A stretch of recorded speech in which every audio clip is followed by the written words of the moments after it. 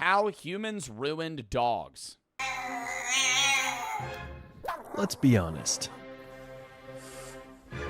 This is not the product of... I don't like pugs. A lot of pugs. I like some pugs.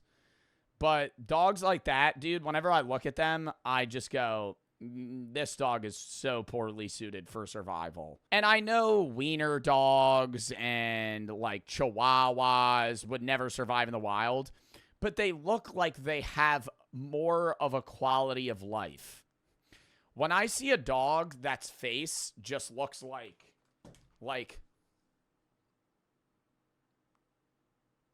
and they sleep like this.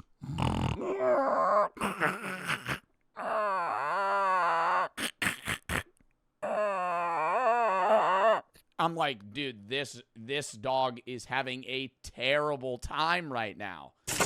Evolution. Have you ever wondered how this fierce, intelligent, and agile animal could have turned into this? A kind of toy for humans. And the worst part, what future awaits them in the next 200, 500... And they're so stupid. And they're so stupid, bro. It's like, I don't know, there's certain types of dogs that I think are bred very well. And they're smart. They're still adorable. They're great companions, border collies, right? They're very intelligent. They're sheep herding dogs. You can have them as family dogs. They're active, right? They know what they're doing, and they have health problems. Every type of dog, every breed of dog has their own health problems, but they can survive through that. And then there's types of dogs that are like Pomeranians and bulldogs and pugs, and they just have so many fucking problems. And it's like humans just went, hey, let's make the biggest sausage ball that's just a brick, and we're just gonna make it an animal, and it'll just sit there, and it's gonna get worse and worse. It's inbreeding in part, and that's why the guy in the video is saying, hey, after 200 years it's gonna get worse, because it will. And that's even shown in like golden retrievers. Golden retrievers' lifespans are going down, and they get cancer at higher rates because of inbreeding. 500 or 1,000 years. It's time to dive deeper into this topic.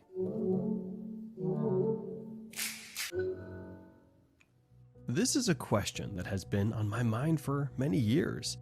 Why do certain species seem to evolve negatively? Or rather, why has humanity influenced some species so negatively? As I've grown up, my love for animals, and dogs in particular, has led me to ask countless questions that I'll be sharing on this channel. But let's go back to the beginning. I love dogs so much, dude. They have to be my favorite animal. It's not even close. But it's only specific types of dogs. I don't like pugs. Like, I don't want a dog. I don't want a pug. I would never want to own a pug. I would be mad at it, right? I would still, take care of it, but I wouldn't enjoy it as a companion. I like dogs that would follow me on a walk in the woods and, still sleep at the foot of your bed at night. And they, have the, at least, wherewithal intelligence to stay alive in the wild for a day if they needed to. Don't agree on the exact moment or place. What is clear is that all modern dogs descend from a common ancestor, the gray wolf. Oh, I love those dogs, though. I love bloodhounds. And they got those thick-ass ears. Descend from a common ancestor, the gray wolf, or Canis lupus, which has inhabited our planet for approximately 1 million years. An animal that earned its place in the evolutionary ladder after millions of years of changes and adaptations. Regarded as a great hunter, it developed a sharp sense of smell, excellent hearing, distances of more than 10 kilometers, binocular vision with a 250-degree angle, and a system of communication through howls, mainly used to attract the attention of its pack. Not to mention its advanced teeth equipped to hold prey, tear, and cut meat. In short, a well-developed species, highly advanced in evolutionary... I always say this, but imagine being like the first cavemen that interacted with wolves and domesticated them to where they lived with you. How scary that must have been in the start, where you had wolves that were like a pack of wolves that lived with you, and you kind of went to bed thinking you were chill, but in the back of your head, like, you know, they might eat me in my sleep. Terms that we are lucky enough to still enjoy today. But certain individuals in remote areas went one step further. They timidly approached the fires lit by primitive humans for warmth, and it was there where everything changed. Their patience sometimes paid off, and they were rewarded with leftovers from that night's meal. Little by little, they became a faithful companion to humans until they became inseparable. Wow. That marked the beginning of a close relationship that would extend. Do you think it's really from the warmth of fires? I don't even think it's necessarily that. It might just be humans don't pick carcasses clean. We don't have the teeth to do so. So we always probably just had leftover shit, and wolves wanted it. Until today. But like everything touched by man, there would be consequences, and wolves were no exception. That relationship eventually led to the domestication of the wolf, bringing with it a new species, the Canis familiaris, or the common dog as we know it today, which appeared around 15,000 years ago. Humans began selecting the tamest individuals, resulting in animals with lower adrenaline and melanin, which caused physical alterations like look at him. Physical alterations like coat color, giving rise to the first breeds. Later, and through a somewhat primitive artificial selection, they were selecting specific traits that give No. See, they went wrong here. Specific traits that give rise to different breeds of dogs. This, combined with humans' continental migrations, left us with an incredible variety of dog breeds across all continents. The so-called domestication That's so cool, though, that all dogs originate from different areas. Syndrome. Different coats, different sizes, bodies, ears, and up to this point, everything seemed fine. But I've always found it super intriguing how it's possible that such a wide variety of breeds was created.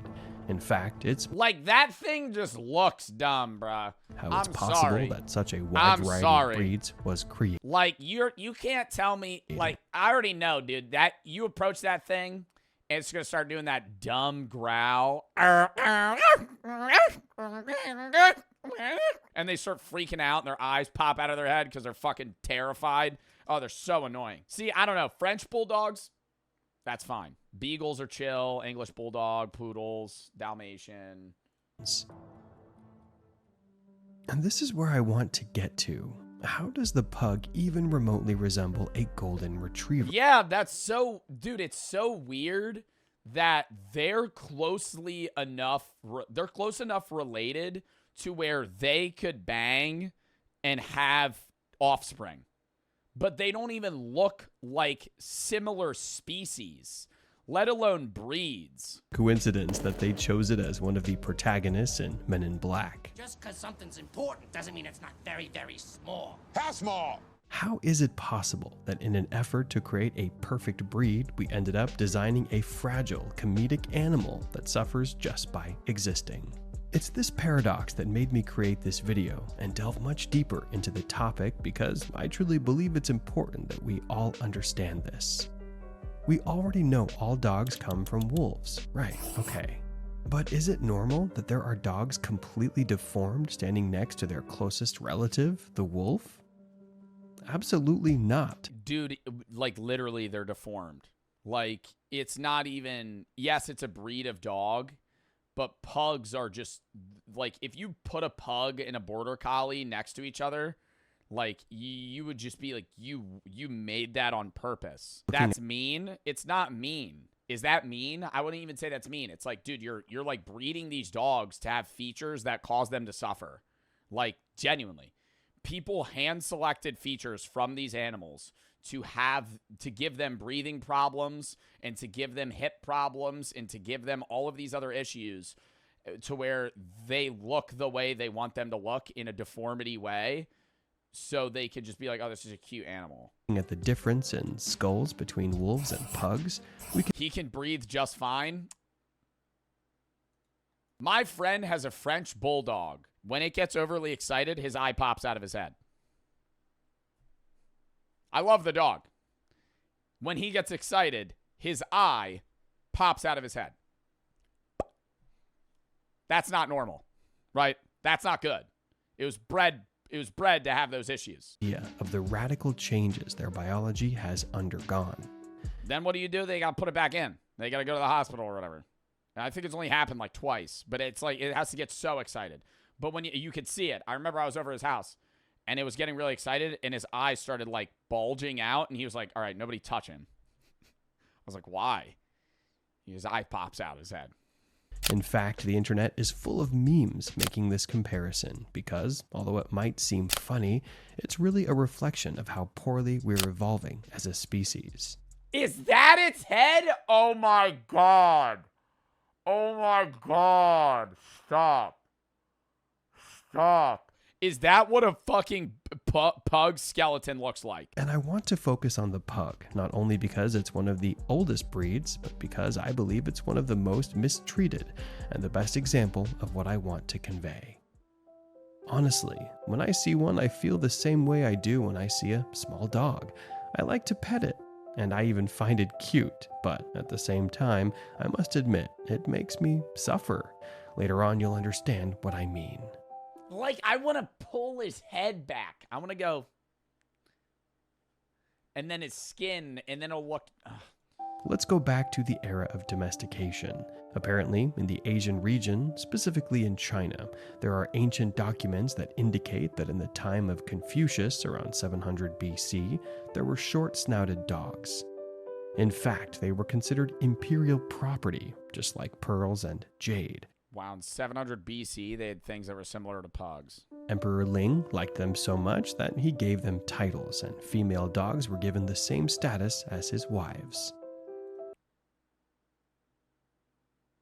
All right, now that's fucked up. That's fucked up for women. Women had the same status.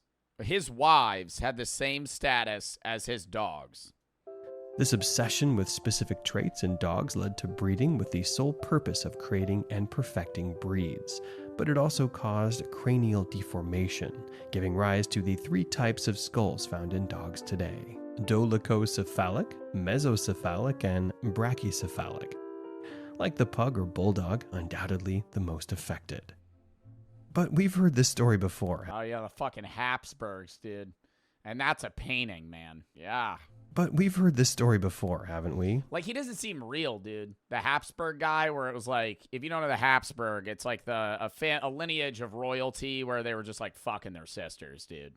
Like, for generations. And then they spawned the Habsburg kid who died when he was like, fucking, like, what, 18 or some shit? When did he had the end of the 17th century, marital practice had become apparent. Family members had distinctive protruding lips and a high rate of infant mortality. The Habsburg dynasty power led to its demise because they just kept having sex with each other. And then he died. I don't even know his name. Charles II. Yeah, Charles II, the King of Spain. He was born, oh no, he lived to 39. He would commonly get ill, blah, blah, blah, legacy. I want to look at, like, the parents. Oh, fuck no. See? Yeah. This is it. Look. Here is Charles II of Spain. And this is going back before this, but just look at his parents. Philip IV of Spain shares the same. Philip IV Spain's father is Mariana's grandfather, which would mean that this is her uncle, right? Or no? And then even moving forward, you could see that it just keeps going, right? Leopold I did it with Margaret. They made Charles. And it just kept going. Like, they just kept, even over here. Anne of Austria had Louis the 14th. And then she did it too. Oh, God, bro. It's just motherfuckers having sex with each other. But we've heard this story before, haven't we? In Europe, royal families like the Habsburgs only married their cousins to keep the power in the family. Bro, that literally sounds like the McPoyles from Always Sunny in Philadelphia. That genuinely sounds like, we need to keep the blood clean. We need to keep the blood clean, so you have to have sex with your cousins. And because of that, they turned out horrible. Since they had no other genes to mix with, their genetic defects became more and Yeah, any recessive traits immediately become dominant, not dominant, but immediately become apparent because if you have a problem, your kid's going to have that problem. more pronounced until Carlos II of Spain was born, one of the most radical victims of inbreeding and repeated crosses between close relatives. This man was born with a mouth so twisted he couldn't even swallow, had rickets, was lame, suffered from epilepsy, and barely lived to 35. Well, exactly the same thing happened to purebred dogs, especially the oldest ones like the pug or bulldog. Each generation has more defects and less health. All of this was dog. Each generation has more defects. Wow. They get more shruggish. Each generation. Like, that doesn't look that bad. That kind of just looks like a Chihuahua. Am I wrong? 1891. That was a long time ago, but historically that was has more defects and less. Even then, that's not that bad. Defects and in the 40s. Less health. Oh, God. All of this was accentuated after the British invasion of China in 1860, when pugs were found in the Chinese imperial palace and brought back to England. Queen Victoria became fond of the breed and played an active role in their breeding, which led to even more deformation. In barely 200 years, they went from having short snouts and relatively athletic bodies to having that's a short snout, but you could tell that it probably breathes fine. Squashed faces and Yeah, it literally looks like it was just a Chihuahua, like a bigger Chihuahua, and you went and you got a Looney Tune cartoon mallet and went bonk and fucking smacked it in the face. Like some Tom and Jerry, like being stocky and deformed. So, yes, we can say that. Like, I don't know, they got to stop. They got to stop breeding those. That's fine if you want to keep pugs, but stop doing purebred pugs. This obsession with perfecting breeds and traits comes from the Victorian era, where this practice spread and became the lucrative business of purebred dog breeders that we all know today. And while nowadays there's a lot more caution, and we try not to mix such close relatives. Oh my God, that looks just like my friend's dog. Problems of excessive that one right there. Artificial selection. And he has big nuts. Bro, this dog, chat, let me tell you. This dog, he's so short, and his nuts almost drag on the ground, bro. Every time he turns around, my friend goes, look. I'm like, what? And they're just, dude, they're like fucking hanging there. It's crazy. And honestly, he'll go up to him and he'll touch his nut. And then he'll go, and the dog will do like a fucking jump 180 and go, ow, and then bite him. Are still there. In fact, all brachycephalic dogs like pugs, English, and French bulldogs or boxers are much more prone to serious diseases. Remember, like, that's how they breathe, bro. That's not normal. Are much more prone to. And they're like, oh, look at him. Serious diseases. Oh, was he just going on a run? No, he was sitting in an air-conditioned home.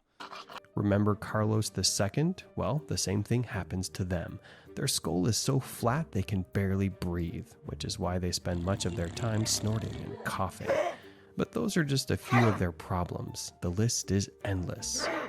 On average, pugs have 54 times more likelihood of developing brachycephalic obstructive airway syndrome, 51 times more likelihood of having narrow nostrils, 13 times more likelihood of suffering from corneal ulcers, 11 times more likelihood of having skin fold dermatitis, 2.5 times more likelihood of becoming obese, and 2 times more likelihood of having overgrown nails.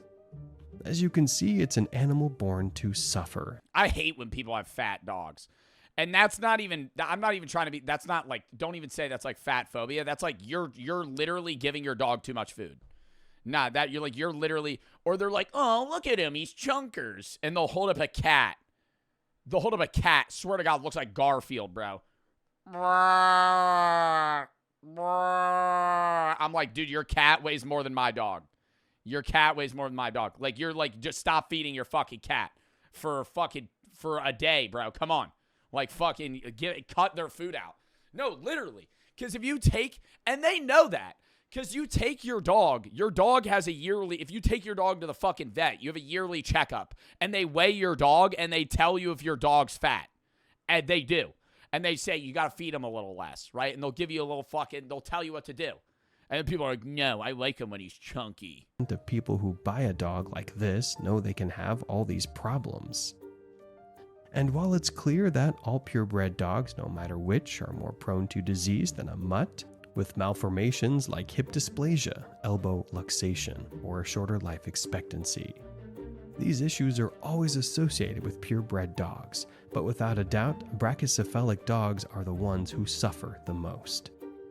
Honestly, as a dog lover, I don't think there's anything better than walking with your dog, being able to play with them, run, and enjoy their healthy life. But people who choose these kinds of breeds, what are they really looking for? Do they want something funny? A doll? These dogs can barely walk. It's an ugly ass dog too, bro. I'm sorry. It's not a cute dog, bro. I've never in my life seen a pug that's going and I go, "Aw." Aw. Wow. Walk because they suffocate and can hardly see. Think about it. We've gone from having a companion we hunted with to degrading it can't, yeah. Aw, it can't breathe. them into a toy we admire, dress up, carry in a purse, a backpack, or even sometimes in a... I'm not going to say it. I'm not going to say it. Where did the wolf's incredible attributes go? That vision, sense of smell, snout, agility, intelligence. Or, without being too strict, where are the natural abilities of a normal dog compared to a dog designed through genetic... Yeah, bro, you gotta put a fucking life vest on him because he can't swim. Oh my God. I like that shit. Dude, that bothers me. And then you gotta pick him up and you just dunk him in the water. He can't even fucking swim. That's most dogs? No, the fuck it's not. That's most dogs my ass. That is most dogs my ass. Get the fuck out of here. Maybe a dog that hasn't seen water. The majority of dog breeds are capable of swimming. The majority. Pugs can't swim. If you could, pugs can't swim. You chuck that thing in the water, it's sinking like a cannonball. The wolf was the evolutionary product of millions of years, adaptive changes that formed an exemplary animal. And this is where I want to make you think. I believe we need to reconsider how we treat animals because at this rate, what does the... Yeah, I'm not saying like, oh, fucking kill off pugs. But just stop fucking breeding them with each other, dude. We need to fucking have reasonable offspring here that are capable of surviving. Oh, yeah, your cat's fat as shit. Yo. Yo, come on, bro. Yo, you gotta feed your cat less, man. You gotta feed your cat less. Yo, that is actually, that's not fat shaming. Bro, your cat's fucking huge.